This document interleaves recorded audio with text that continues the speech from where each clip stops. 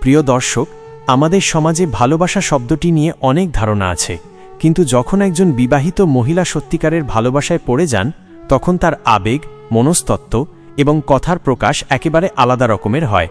সে হয়তো চুপচাপ থাকে, কিন্তু তার চোখ, তার আচরণ এবং বিশেষ কিছু কথা তাকে প্রকাশ করে দেয়। আজকের এই ভিডিওতে আমরা আলোচনা করব, একজন বিবাহিত মহিলা যদি কাউকে সত্যিই ভালোবাসেন, তাহলে তিনি যে তিনটি কথা বারবার বলে থাকেন, সেগুলো কি এবং কেন বলেন।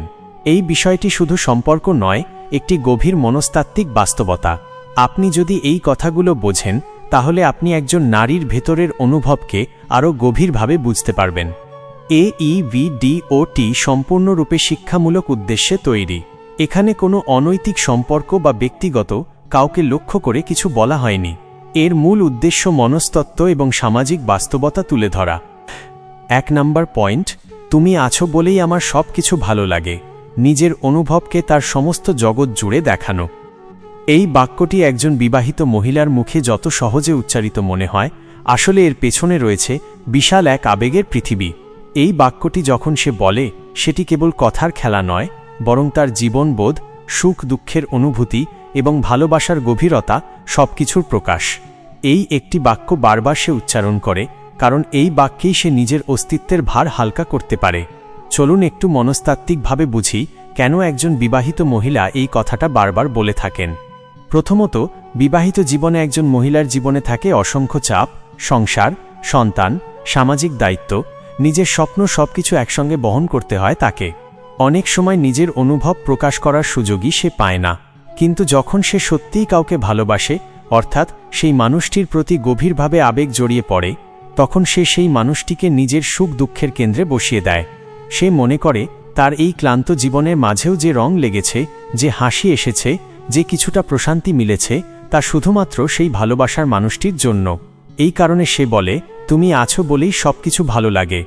এখানে লক্ষণীয় বিষয় হল, এই বাক্যটি কেবল প্রশংসা নয়, এটি এক ধরনের মানসিক আশ্রয় খোঁজার প্রকাশ।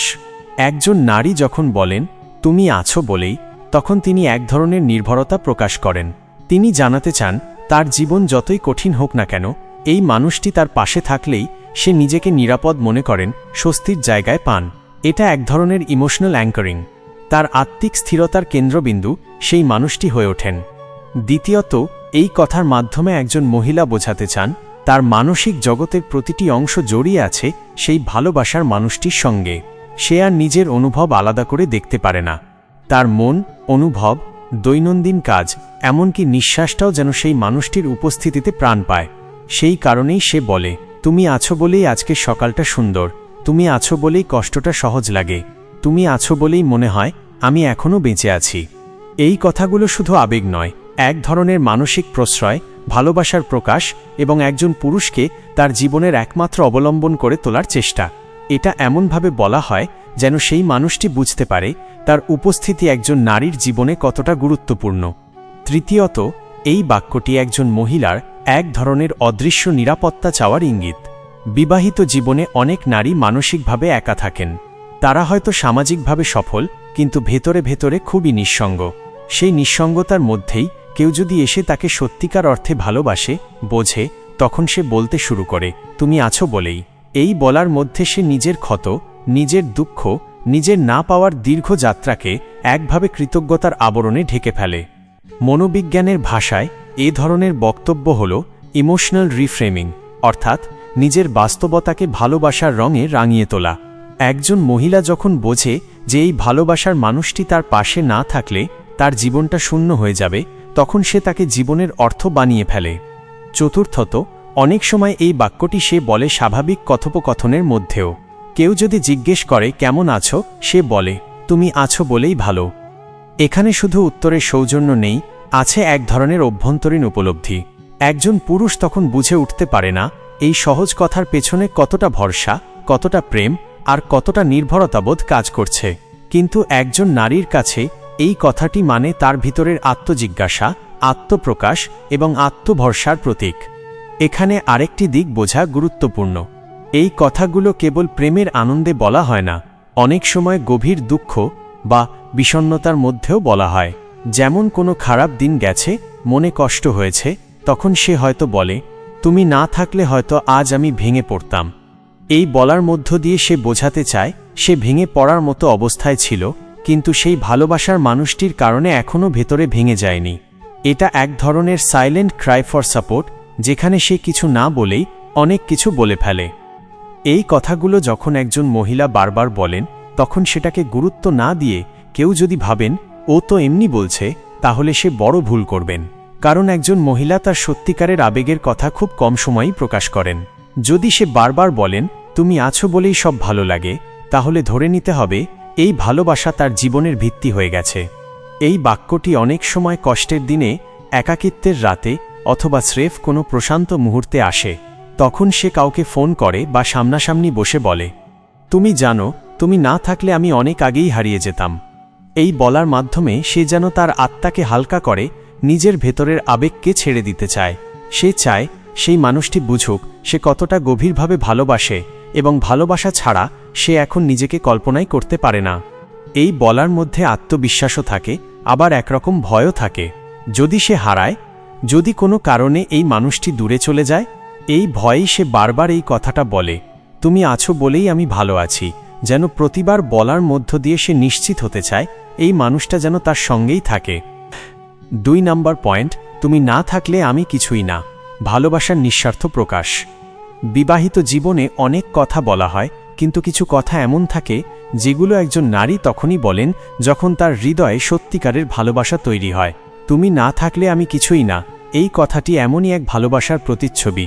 এটি শুধু আবেগের বহিঃপ্রকাশ নয়, বরং এর মধ্যে লুকিয়ে থাকে নির্ভরতা, বিশ্বাস আর সম্পূর্ণ আত্মসমর্পণের অনুভূতি। এই কথা একজন বিবাহিত মহিলা তখনই বলেন যখন তিনি তার জীবনসঙ্গীকে শুধু একজন স্বামী হিসেবে নয়, তার জীবনের সবচেয়ে আপন, সবচেয়ে নির্ভরযোগ্য মানুষ হিসেবে অনুভব করেন। এই কথাটি শুধু মুখে বলা একটি বাক্য নয়, এটি হচ্ছে হৃদয়ের গভীর থেকে উঠে আসা একটি অনুভব। যখন একজন স্ত্রী বলেন তুমি না থাকলে আমি কিছুই না, তখন বুঝতে হবে তিনি তার স্বামীর উপস্থিতিকে শুধু ভালোবাসেন না, সেটাকে নিজের অস্তিত্বের এক অবিচ্ছেদ্য অংশ হিসেবে গ্রহণ করেছেন। এই কথা বলার পেছনে সাধারণত থাকে জীবনের অনেক অভিজ্ঞতা, অনেক ঝড়ঝাপটা একসঙ্গে মোকাবিলা করার ইতিহাস। হয়তো অনেক কষ্টে সংসার গুছিয়েছেন, হয়তো আর্থিক টানাপোড়েনে থেকেছেন, কিন্তু সেই সব সময় স্বামীর পাশে দাঁড়ানোটা যখন অভ্যাস হয়ে গেছে, তখন এক সময় স্ত্রী বুঝে ফেলেন এই মানুষটা ছাড়া আমি আর কিছুই না। তখনই আসে এই গভীরতায় ভরা বাক্য। এই রকম অনুভূতির পেছনে একজন স্ত্রী দেখতে পান সেই ছোট ছোট বিষয়গুলো, যেমন স্বামী তার ওষুধ ঠিকমতো খাওয়ার কথা মনে করিয়ে দেন, অফিস থেকে ফিরেই স্ত্রীকে এক গ্লাস পানি এগিয়ে দেন, অথবা স্ত্রীর শরীর খারাপ হলে রাতভর পাশে বসে থাকেন। এসব ছোট ছোট আচরণ একজন স্ত্রীর মনে এতটাই গভীরভাবে দাগ কাটে যে একসময় তিনি উপলব্ধি করেন এই মানুষটা না থাকলে জীবনটা যেন ফাঁকা। এমনও দেখা যায় অনেক স্ত্রী প্রকাশ্যে এই কথা বলেন না, কিন্তু তাদের আচরণে সেটা ফুটে ওঠে। স্বামী একটু অসুস্থ হলেই অস্থির হয়ে ওঠেন, ফোন না ধরলে চিন্তায় পড়ে যান, অথবা দূরে থাকলে বারবার কল করে নিশ্চিত হতে চান ভালো আছে কি না। এসবই কিন্তু ওই একই কথার অনুবাদ, তুমি না থাকলে আমি কিছুই না। আবার এমনও হয় স্ত্রীরা কখনো ভুল করলেও বা রাগ করেও শেষে এসে স্বামীর বুকেই মাথা রেখে বলেন তুমি ছাড়া কারো সঙ্গে ঝগড়া করতেও ভালো লাগে না। এটাও এক প্রকার ভালোবাসার চূড়ান্ত প্রকাশ। এটা বোঝায় জীবনে অনেক কিছুই থাকতে পারে, কিন্তু হৃদয়ের সবচেয়ে আপন স্থানটা তিনি কেবল স্বামীর জন্যই সংরক্ষিত রেখেছেন। এই কথাটি বলা মানে হচ্ছে স্ত্রী তার স্বামীর মধ্যে জীবনের নিরাপত্তা খুঁজে পান, যে ভালোবাসা তাকে সাহস দেয়, বাঁচার মানে দেয় এবং ভবিষ্যতের স্বপ্ন দেখার ভিত্তি গড়ে দেয়।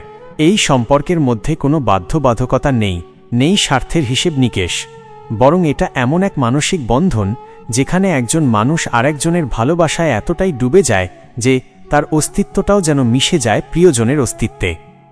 এ ধরনের কথা শুনে অনেক স্বামী হয়তো হেসে বলেন ও তো এমনি বলে, কিন্তু তারা যদি একবার চোখ বন্ধ করে স্ত্রীর সেই কথার ভেতরের আবেগটা বোঝেন, তাহলে বুঝবেন এটা নিছক বলা একটা কথা নয়, এটা হচ্ছে জীবনের সমস্ত উত্থান পতনের মধ্যেও একসাথে থাকার প্রতিশ্রুতি। এই কথার মধ্যে থাকে এক ধরনের কৃতজ্ঞতা, শ্রদ্ধা এবং একান্ত আপন করে রাখার আকুতি।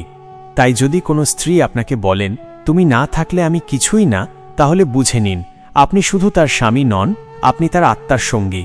এই কথা বিশ্বাস করুন, মর্যাদা দিন, কারণ এই রকম ভালোবাসা জীবনে একবারই আসে। 3 নাম্বার পয়েন্ট, তোমার জন্য আমি সব করতে পারি আত্মত্যাগের চূড়ান্ত রূপ। বিবাহিত জীবনে ভালোবাসা তখনই পূর্ণতা পায় যখন একজন স্ত্রী তার স্বামীর জন্য আত্মত্যাগ করতে প্রস্তুত হন। তোমার জন্য আমি সব করতে পারি, এই কথাটা একজন বিবাহিত মহিলা তখনই বলেন যখন তার হৃদয়ে ভালোবাসা গভীর থেকে গভীরতর হয়ে যায়। এটি কেবল আবেগের কথা নয়, বরং এটি হচ্ছে এক ধরনের মানসিক প্রস্তুতি, যেখানে একজন স্ত্রী স্বামীর জন্য নিজের স্বপ্ন, নিজের চাওয়া, এমনকি নিজের কষ্ট হাসি মুখে সহ্য করতে রাজি থাকেন। এই কথাটা শুধু তখনই শোনা যায় না যখন ভালো সময় যায়, বরং খারাপ সময়েই এই কথার প্রকৃত মূল্য বোঝা যায়। ধরুন সংসারে আর্থিক সমস্যা চলছে, সংসার চালাতে হিমশিম খেতে হচ্ছে, তখন স্ত্রী নিজের গয়না বিক্রি করে বা নিজের ইচ্ছেগুলো জলাঞ্জলি দিয়ে বলে ফেলেন, তোমার জন্য আমি সব করতে পারি। এই কথার মাধ্যমে তিনি বুঝিয়ে দেন আপনি তার জীবনের অগ্রাধিকার। আপনার স্বপ্ন পূরণ হোক, সেটাই তার জন্য বড় সুখ।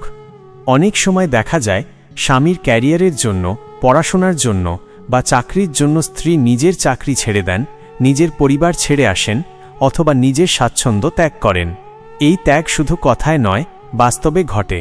তখন স্ত্রী বলেন না শুধু, তিনি দেখিয়ে দেন তার ভালোবাসার গভীরতা।